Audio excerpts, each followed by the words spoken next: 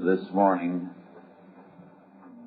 we shall begin by dealing with the Monroe Doctrine briefly. The Monroe Doctrine was promulgated on December 2, 1823 by President Monroe. He was influenced in this act by his Secretary of State, John Quincy Adams. The reason for the promulgation of the Monroe Doctrine was the recent independence of a number of Latin American states. They had broken away from Spain, and there was some fear that attempts might be made to restore them to Spanish rule. Spain at this time was a decadent empire, inefficient, incompetent to a great extent, and unable to do anything to restore its own power over Latin America. There was some fear, however, that the Holy Alliance of Russia, Prussia, and Austria might move against these newly formed states in order to try to subjugate them once again to Spain. The problem at the time was that the powers of Europe were very deeply disturbed by the recent events on the continent, the French Revolution and the aftermath of the French Revolution. Their fear was that any kind of independence movement would lead to a worldwide desire on the part of people to find independence of their rulers, their monarchs. And so they felt that whatever their personal differences, it was necessary for the great powers, the monarchs, to come together to oppose any move anywhere in the world by any people to overthrow the power of an empire or a monarchy. They felt there was a dangerous current abroad of revolution, and hence their desire to move against any group that had declared its independence of Spain. There was, thus, a very real problem. On top of that, one of these three powers was Tsarist Russia. You will recall that yesterday, when we dealt with the fact of the number of flags that have flown over California, we saw that one of them was Russia. There was some fear also that Russia would attempt to expand its powers along the Pacific coast. And therefore, the Monroe Doctrine was promulgated. Now, the Monroe Doctrine has, until fairly recently, remained as one of the cornerstones of American foreign policy. It does not have the status of law. It was never approved by Congress. There was no need to approve it. It was simply a presidential statement, together with his Secretary of State, to the powers of the world. However, although the Monroe Doctrine has never had any legal status, its power in American history has been considerable, in that it has been a summary statement of basic American policy. The Monroe Doctrine has, in essence, four main points. First, Monroe Doctrine declares that there shall be no future colonization in the Americas, North, South, and Central, by European power. Implied in this, of course, was the idea that any foreign power was barred from the Americas. At that time, there was no possibility of some Asiatic power being involved. So, in essence, the idea was the Americas belong to the Americas. So, therefore, any attempt by Spain or any combination of foreign powers to interfere with these newly established Latin American states would not be permitted by the United States. Then, second, no attempt would be permitted to extend the European political systems to the Americas. I see this is a little different from saying that no European power will be allowed to colonize.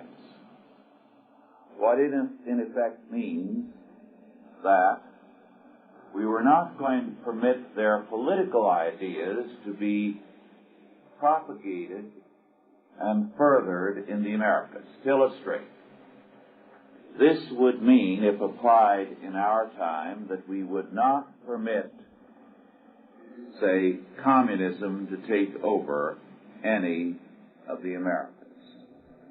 In terms of the Monroe Doctrine, we should not have tolerated Castro's coming to power because it meant that a Marxist state allied to the Soviet Union now had established a beachhead in the Americas. The same would have been true during the 1930s of any attempt to establish Nazism or fascism in the Americas. This means, of course, that we've not been too strict about establishing this policy in recent years. As a matter of fact, as we shall see, to all practical intent, we have abandoned the Monroe Doctrine. But, first, no colonization.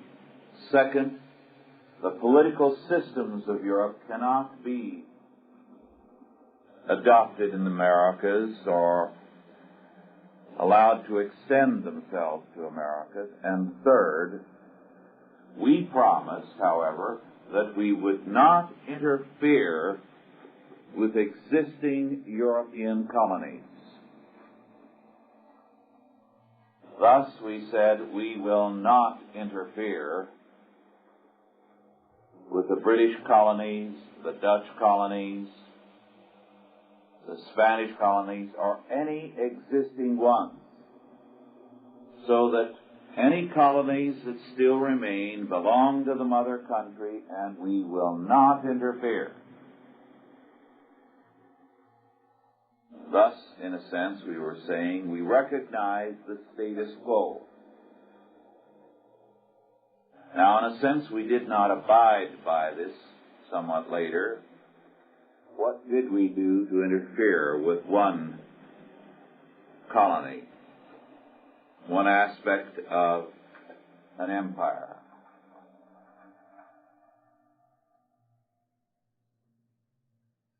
In fact, we went to war over it.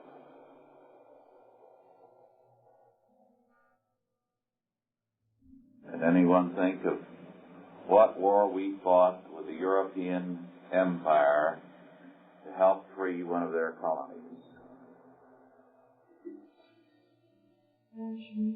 Good, you didn't fail me.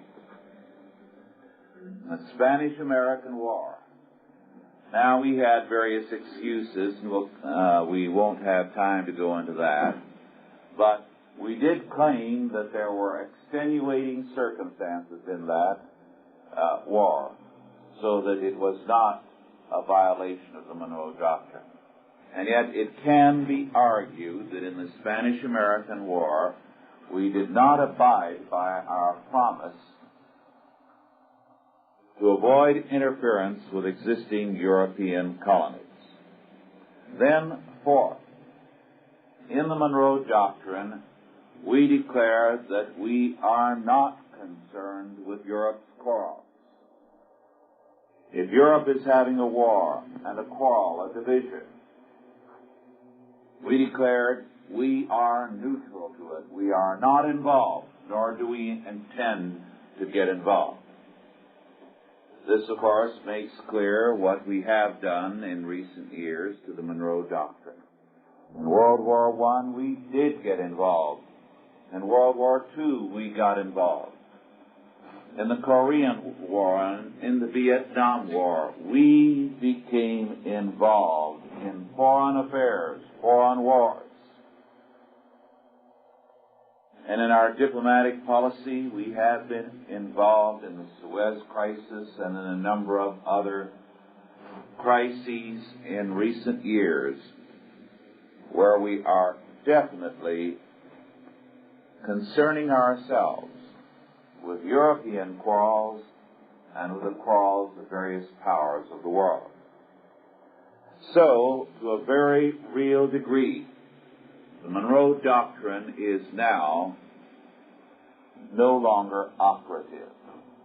Not because any foreign power has violated it, but because the United States itself has consistently violated, especially the latter part of the doctrine, this fourth point. Yet ironically, we have not abided by our pledge with regard to the second point. For example, Chile was taken over by a communist regime. True, it was voted in, but it was very closely allied to foreign Marxism. In a very real sense, it involved a violation of the Monroe Doctrine. And yet we abstained from action in the name of non-interference in foreign affairs, when at the same time we were involved in a foreign war in Asia. So the Monroe Doctrine, a very remarkable step in the diplomatic position of the United States, was undercut and to all practical intent nullified by the United States itself. This is why, although you know about the Monroe Doctrine, unless the country changes drastically in the next 10 or 20 years, your children may know very little about it. It may be a forgotten doctrine, dropped out of the history books because nobody is concerned with it. It's dead, and it is a part of our history that perhaps no one will bother to remember.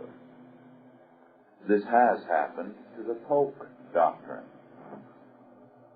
President James Knox Polk, P-O-L-K, who was president from 1845 to 1849, promulgated the Polk Doctrine. Now, it is important for us to deal briefly with the Polk Doctrine to understand what it means. We touched upon an important aspect of European policy and politics when we dealt with the balance of power.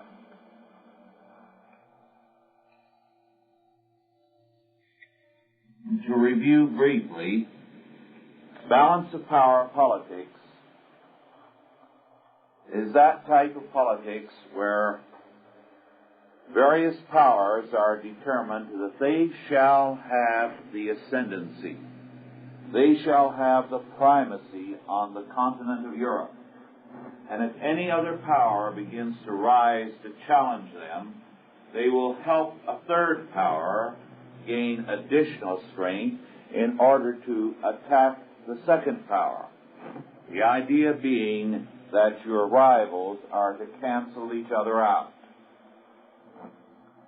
We saw how Louis XIV used the balance of power, how Britain especially is the dominant force in Europe for some time, used the balance of power to destroy the old French monarchy, then to destroy Napoleon, then in World War I, or even after the destruction of Napoleon, to destroy Napoleon III when Napoleon III became very powerful, to destroy Kaiser Wilhelm and his German Empire, to destroy Nazi Germany after Nazi Germany had arisen to power as a result of their manipulation, and also to foster, with Churchill's famous Westminster College speech, the Cold War between the USSR, the Soviet Union, and the U.S.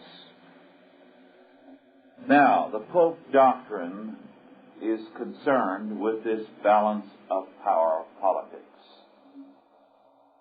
At that time, Texas had become an independent country. Territorially, Texas has more than enough power to be an independent country. It is bigger than many nations in Europe. But territory does not determine strength. Resources, industrial capacity, and other factors do. As a result, Texas, while technically an independent country, in reality did not have the ability to remain independent. Texas was mostly cattle, a small amount of farming. Its resources were limited. The government could not exist very well in those days in particular without foreign subsidies. Now, one of the interesting facts is that immediately Texas had all kinds of friends. As a matter of fact, Britain was ready to lend all kinds of money to Texas. In effect, what the British policy would have done would have been to make Texas more or less a branch of the British Empire to all practical intent without any violation of the Monroe Doctrine. Texas would have been so financially dependent upon Britain. The Texas policy would have been dictated by British policy. Texas would have been involved then in the balance of power politics of Europe. It would have meant that whenever Britain needed to exercise any pressure on the United States, it would have a lever right down in the southwest in Texas. This posed a tremendous threat. It meant that without colonizing and taking over Texas, Britain now had a tremendous means of using force against the United States, exercising pressure. Polk was immediately aware of the threat. Moreover, President Polk recognized that there was technically no violation of the Monroe Doctrine, so that he could not say to the British government, "You have violated the Monroe Doctrine and we protest." Of course, the British government could always say, "We don't recognize the Monroe Doctrine," and been accurate. But on the other hand, the British government knew that a policy of the United States that had been laid down as their basic policy with regard to the Americas. If they did violate it, it was going to mean some kind of conflict and trouble. But by financing Texas, by using this roundabout means, they were not violating the Monroe Doctrine. So Polk declared as the Polk Doctrine, the other great cornerstone of American foreign policy in the last century. No country in the Americas can be involved in the European balance of power politics. In other words, not only are the European powers to stay out of the Americas, unless they already have a colony, but they cannot involve the Americas in the balance of power politics.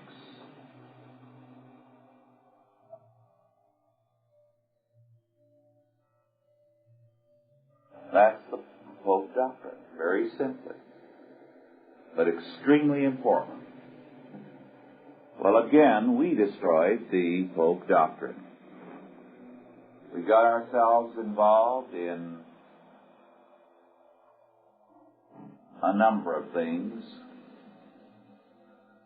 where the balance of power was at stake. Theodore Roosevelt was the first to do this. Does anyone know what war he involved us in without military action on our part, but to intervene, to protect one country from defeat, to establish a balance of power? This is not an easy question. Do a little thinking.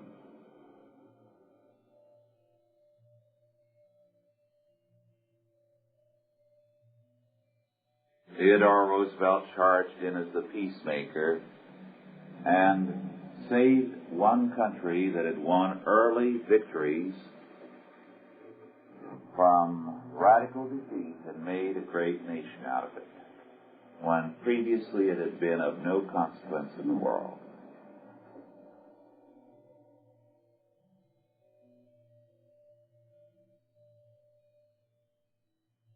This was early in the 1900s. Yes. No. You're partly right about one of the countries involved, Russia.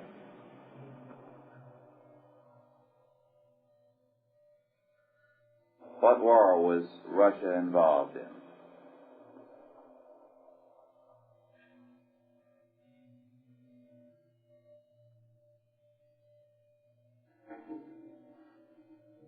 Can anyone think? I've given you half the answer.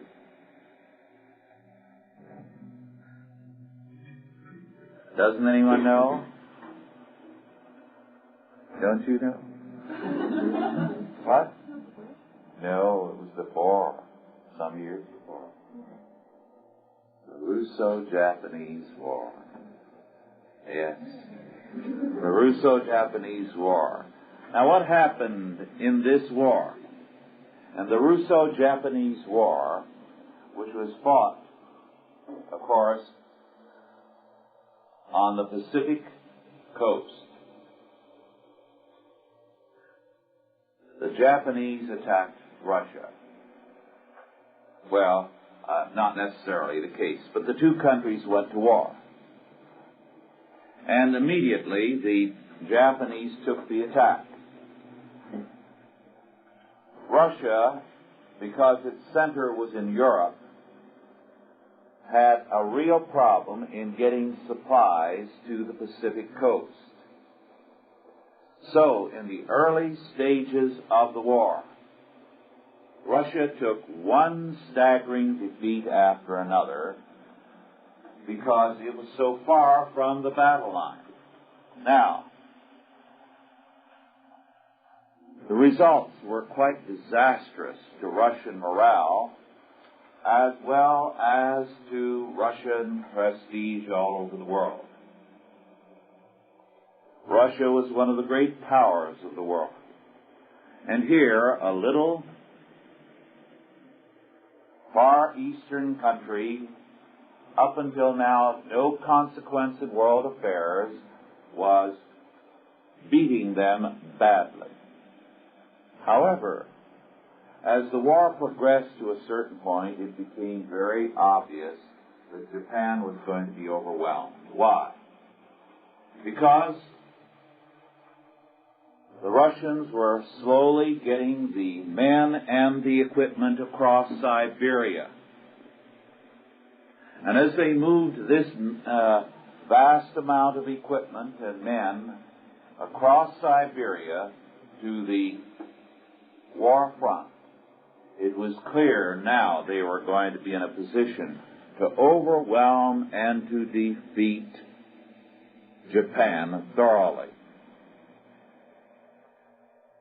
The great powers did not want this. Their attitude was that it would be nothing short of a disaster for Russia to defeat Japan and to have the door open to taking a big fight into China on the next go-around. And so their feeling was, we have got to do something there. We've got to prevent this Japanese victory from being turned into a defeat and a collapse. Therefore, some kind of interference should take place here. And so they prevailed upon Roosevelt, who foolishly felt that it was a great honor to be asked by the nations to play the role of a peacemaker, to step in there and stop the war before anything further happened, in the name of world peace. And so Russia was stopped by pressure from the great powers and the United States from going any further and turning a defeat into a victory.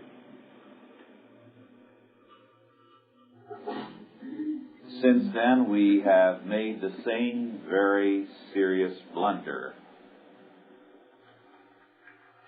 And we have saved a country from radical defeat. Does anyone know when this happened? This time it was the Russians who asked us to do it. This was not too long ago. We played peacemaker and created no end of trouble. Yes. Egypt, yes. In the Israeli war just recently, at the very first, things went badly for the Israeli because they were caught by surprise. Then, things began to turn around. The Israeli armies were marching toward Damascus, and especially in Egypt. They had crossed the Suez. The Egyptian armies were in panic and in flight. Egyptian resistance was collapsing, and there was nothing to prevent the Israeli from overwhelming all Egyptian forces. So at that point, when we didn't fully appreciate, because we had such poor intelligence, we didn't fully appreciate how far gone the Egyptian situation was, we stepped in at the request of the Soviet Union and saved their friend Egypt. At that point, Kissinger was made into a total fool, and Nixon as well. Now, the only thing we gained out of it was that the Arab powers, instead of being grateful to us, promptly hit us with an oil embargo. So it was a thorough act of stupidity. And it was a violation of our historic foreign policy.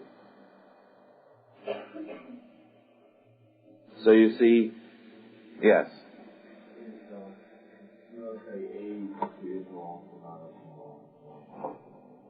Not necessarily. If we sell them things on a cash basis, on an economic basis, we maintained that right to trade in the War of 1812. Now, there was another famous example in the last century of an attempt by foreign powers to violate both the Monroe Doctrine and the Polk Doctrine. And its real purpose was, in effect, to destroy the United States. Does anyone know what that attempt was? This is an extremely important thing. Very, very important. It concerned Mexico. What happened in Mexico during the Civil War? Yes.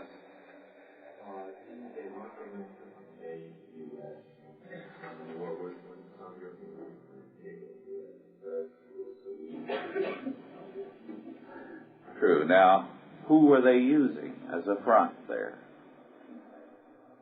Yes, but what individual? Who became Emperor of Mexico during the Civil War? Did I hear someone? Yes. Maximilian, good for you. Now, when we became involved in the Civil War, one of the immediate results was, of course, that there was a great deal of European support for the South. This support was not premised on any feeling of sympathy for the South or being pro-Southern. The whole point of the European support for the South and the hostility to the Union was, this young country, the United States, is getting too powerful. If we see it split, and if we help it to split, we will keep this country from becoming too strong.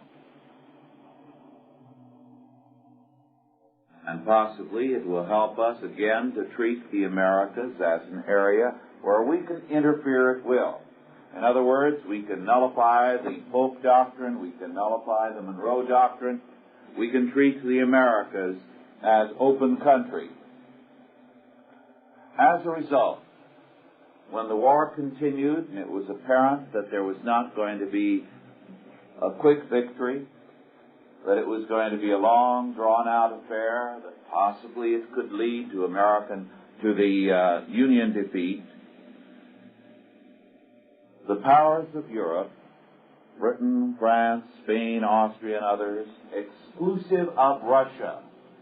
This time Russia did not go in. The Tsar was pro-American. Supported Maximilian of Austria. Maximilian was sent to Mexico with an expeditionary force of foreign troops to be made emperor. Now, Maximilian was a naive soul, and he sincerely believed what his foreign advisors kept telling him. The Mexican people love you. You're going to be the great benefactor of Mexico. They need a wise and intelligent ruler like you. As a result, later, when the foreign troops were pulled out, Maximilian was foolish enough to believe that the people there wanted him. Well, they wanted him to kill. So they promptly executed him. And his Empress Carlotta, who had taken the ship and gone back and went from one court of Europe to the other, pleading for help for her husband, lost her senses and lived insane the rest of her life. I believe she died in the 1920s. And this was in the 1860s. However, Maximilian was sent to Mexico with foreign troops. And the point was that he was to build a base there from which not only was there a threat to the United States, but if and when the war ended, a weakened United States could be very easily challenged by the foreign powers from Mexico with highly professional foreign troops. The threat was very real.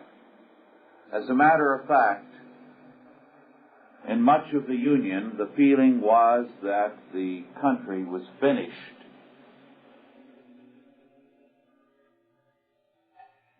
That irrespective of what happened in the war, with the South, which was underway. The Union was finished. The European powers, through Maximilian, were going to destroy the United States. Now, there were good grounds for such fears. What happened? Yes. Right. I think I discussed this once with you a few years ago. Yes.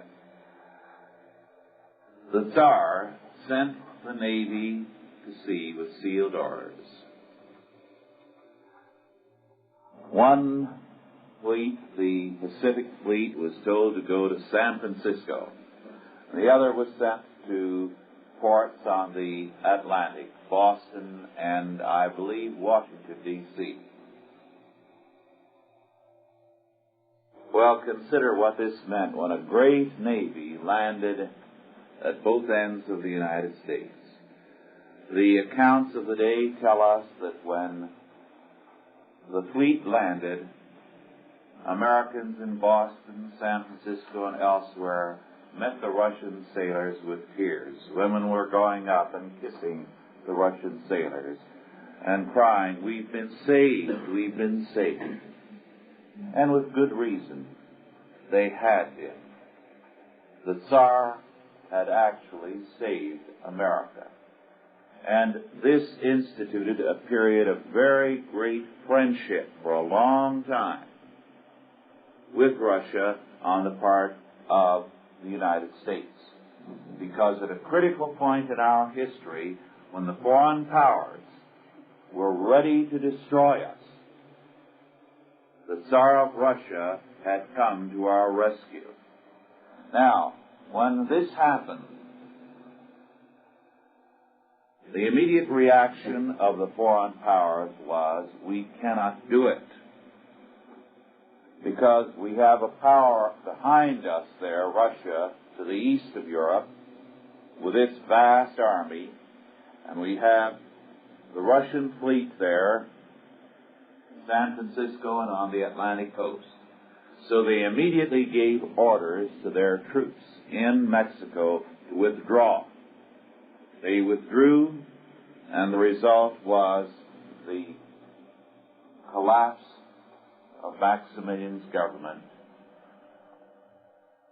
He was urged by the foreign advisors to leave the country, and he said, "No, my place is here with my people. They love me." Well, he was immediately taken prisoner by them, and Juarez refused to allow any quarter to be given to him, and his execution took place.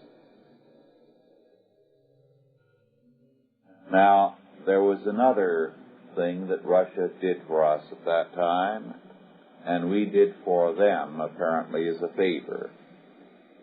So it was to be a mutual favor, to indicate their friendship. Does anyone know what this other Russian act was? Yes. Yes, the purchase of Alaska. To indicate their cooperation and their feeling that the United States should have the future determination of this continent, Russia offered Alaska for sale to us. And we, as a favor to Russia, to indicate our appreciation of what they did, bought it. Now, even then, as you recall from your U.S. history, there were Americans who criticized what they called Seward's folly, who have bought that vast hunk of ice, Alaska, which turned out to be one of the greatest assets the United States had, the gold rush in Alaska, the fur, and so on. And now, of course, an even more important asset in terms of our present energy crisis, Alaskan oil. The wealth we gained there was enormous. And all of this is a part of the Tsar's feeling of the necessity of defending the United States. The extent of influence this had on this country was so great that even when the Russian Revolution took place, there were many people who were ready to be friendly to Lenin and his regime because the sentiment in America was intensely pro-Russian. Russia was our friend. That was the feeling. And indeed, in the last century, Russia did demonstrate itself to be one of our greatest friends. This in spite of the fact that we had, under Theodore Roosevelt, done Russia more than a little damage in the settlement of the Russo-Japanese War. Now we'll stop for a few moments for questions. Are there any questions? When does this period end, by the way? I keep forgetting. 10 of. Oh, I'm sorry. Excuse me.